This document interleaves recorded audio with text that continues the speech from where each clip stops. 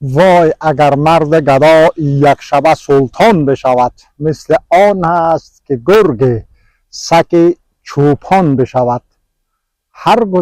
هر کجا هدهد دانا برود کنج قفس، جغد ویران نشین مرشد مرغان بشود.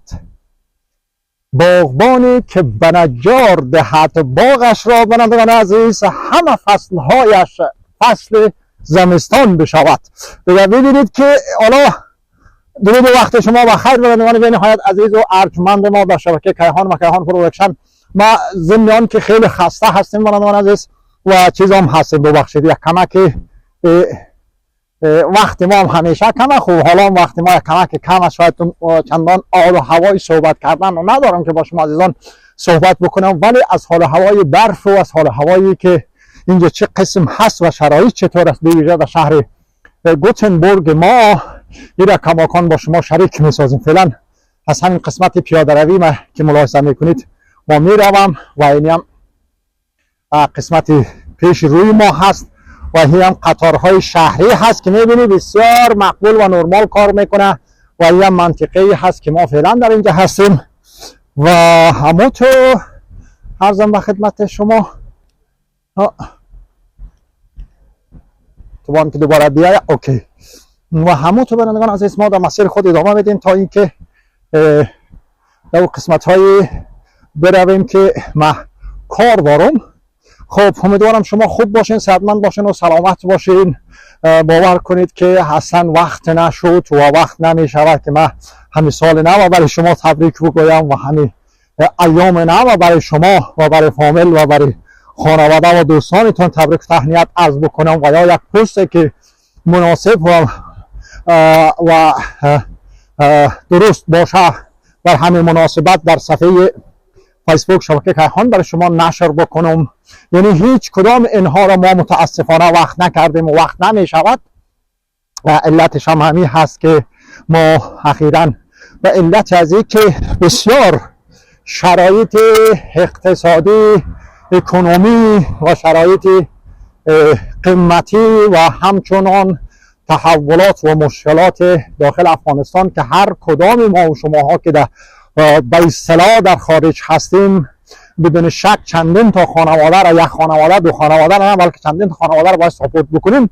و همین علت فشارهای متعدد متفاوتی که سر ما میآید ما ناگزیر میشویم که از استراحت خود، از تفریح خود، البته از بدر پیدایش ما کلا همین قسم بودیم. ما یک انسان نیستیم که مثلا مثل سویدنی ها، مثل آلمانی ها، مثل یونانی ها و مثل کشورهای دیگه مثلا آخر هفته را برم در رستوران، در کافه فقط چشم به چشم یک نفر ببینیم و استاد شویم و سعی بکنیم. اصلا همچون آدمی نیستیم. ما از این مسئله بسیار نفرت داریم. یعنی از خیابان ها، از کوچه ها که رد میشیم و میبینیم که هستن تعدادی که در داخل کافه نشستن فقط چشم به چشم سعی میکنن یا قصه و صحبت میکنن، ما را کلا یک فشار سنگین روی ما میآید و باعث میشه که ما امو حالت را هیچ تحمل نتونیم که ببینیم. یعنی ما همیشه دوست داریم که یک فعالیت داشته باشیم، دوست داریم که یک کار و یک برنامه و پلان و یک دستاورد داشته باشیم. همیشه و اوقات تلاش ما همین هست. شما همچنان تصاویر ما را ملاحظه می‌فرمایید. ترافیک شهری شهر گوتنبورگ در حال رفت آمد است و این محترم که می‌بینید با سرعت خیلی بالا از اینجا رفت. برندگان عزیز ما هم هنوز دست ما در مانیتور است و دست دیگه ما در کامرا هست و ما زنگ نزدیم. اینالی زنگ زدیم تا ببینیم زنگ منظور از چی است. برندگان عزیز دکمه ای که ما مثلا او رو فشار بدیم تا اجازه پیاده روی ها برای ما، اجازه عبور برای ما داده شود و این آمدیم. برندگان عزیز و همچنان برندگان عزیز بله ما از این افراد و اشخاص نیستیم که ما مثلا کافه بخورم و یا نمیفهمم مشروبات الکلی مصرف بکنم و یا یکی نمیفهمم در دیسکو برم و نمیفهمم در جاهای دیگه. البته که در حقیقت که تمام زندگی ما از بس که زیاد محفل ها و پروگرام ها رفتیم که کلا دیسکو شده دیگه. حالا چه ما در استودیوی کیهان باشیم چه در جاهای دیگه باشیم همیشه با موسیقی و دانس و ساز و آواز سرکار داریم. این بخش از زندگی جدایی ناپذیر از زندگی ما هست. و بعد از اون هم ما دیگه اصلا وقت نداریم. زمانهایی که بسیار بسیار بسیار نوجوان بودیم و برای اولین بار پا در قاره اروپا گذاشتیم در یونان باستان، در همونجا هم ما تلاش ها و کوشش های بسیار متفاوت و به سبک خاص خود ما داشتیم و همیشه کارهای دیگران را ما انتقاد میکردیم، از کارهای دیگران، از برنامه ها و از همه طرز و پلان و طرز فکرشان همیشه مورد انتقاد ما بود، ولی ما کاریم از اونها متفاوت تر بود و هست. خب همین مسئله باعث شده که ما یک کمک بالاخره گفته بعضی عزیزا که دست ما به دهن ما برسه، بالاخره دیگه در هر شرایطی که ما تیر کردیم، در هر شرایطی که ما زندگی کردیم، در هر کشوری که ما بودیم، بالاخره تونستیم که همون زندگی خود را حداقل آبرومندانه سپری بکنیم. البته که بعضی موارد و بعضی وقتها بسیار هم دچار رکودهای سنگین و شکستهای سنگین اقتصادی شدیم بنابراین عزیز، به خاطر که ما یک آدم بسیار ریسکی هستیم، خیلی کارا رو ریسک میکنیم دیگه.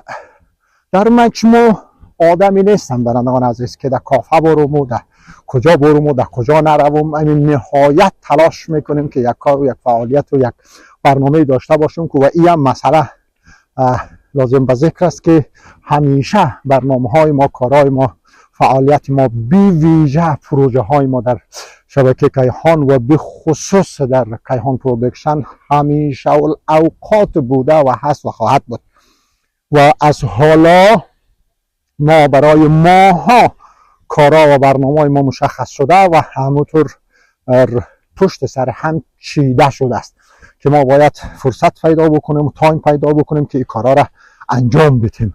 ضمن آن که باید هر کاری که انجام بدیم یک توجه به صحت خودم داشته باشیم و در زندگی خود داشته باشیم، چنانچه بیشتری از دوستا، از عزیزا همیشه برای من میگه که زندگی دوبار نیست و زندگی تکرار نداره. باید این مسئله را شما سپاسگزارشان باشید و کمک توجه به خودتان داشته باشین. عبارت از عزیزانی هستن که خیلی عزیز هستن، برای ما حرفا رو میزنن دیگه.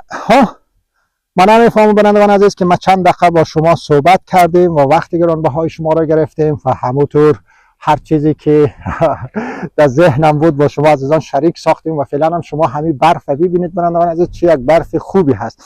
یک دقیقه که ما همین نور کامرا را برای شما زیادتر بکنم. این نور رو هم زیادتر کردیم.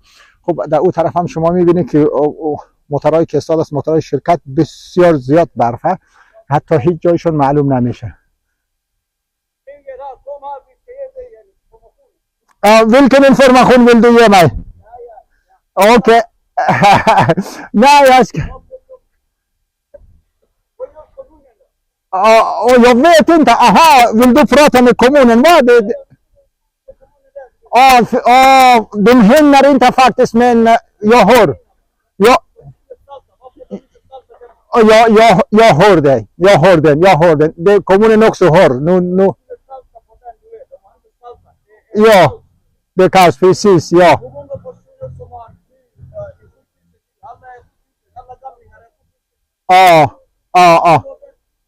Just det. Okej.